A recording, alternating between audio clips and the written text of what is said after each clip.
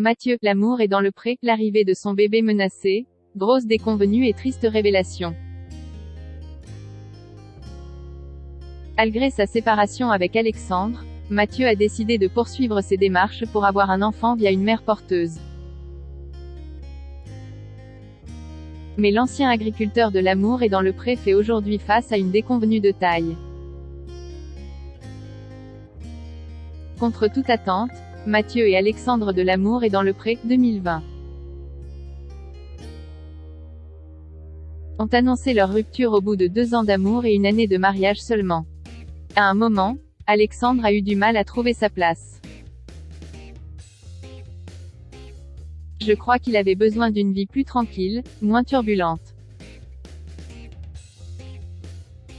Il avait envie d'être stable, une vie plus classique, avait expliqué l'éleveur de taureaux en Camargue, précisant être resté en très bons termes avec son par exemple. La nouvelle fut d'autant plus étonnante que le couple avait entamé des démarches pour devenir parents et, récemment, c'est en Colombie que s'est envolé Mathieu pour rencontrer une mère porteuse. Et ce projet, il a décidé de le continuer seul. Malheureusement, tout ne se passe pas comme prévu. Ce vendredi 23 septembre, Mathieu a fait de tristes révélations en story Instagram. Sa GPA se retrouve menacée par la maladie génétique dont il souffre, la maladie de Cadacil.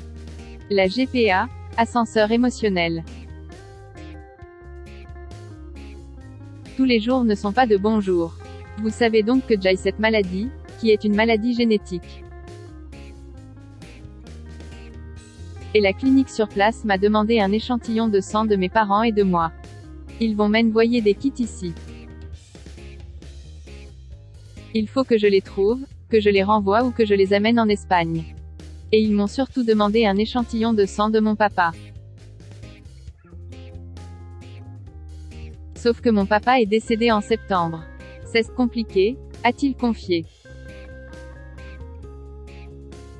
Mathieu s'est donc rapproché de spécialistes pour l'aider à traiter au mieux le problème. L'idée, comme il n'y a plus mon papa, c'est que connaissant tout le génome parfait de la maladie, il puisse communiquer entre les généticiens de la Colombie et les généticiens français sur la façon de repérer le gène malade dans les futurs embryons pour éviter que mon enfant, fille ou garçon, soit porteur de la maladie, a-t-il détaillé. Résultat, ça va prendre beaucoup plus de temps. La déception est alors forcément grande pour l'agriculteur.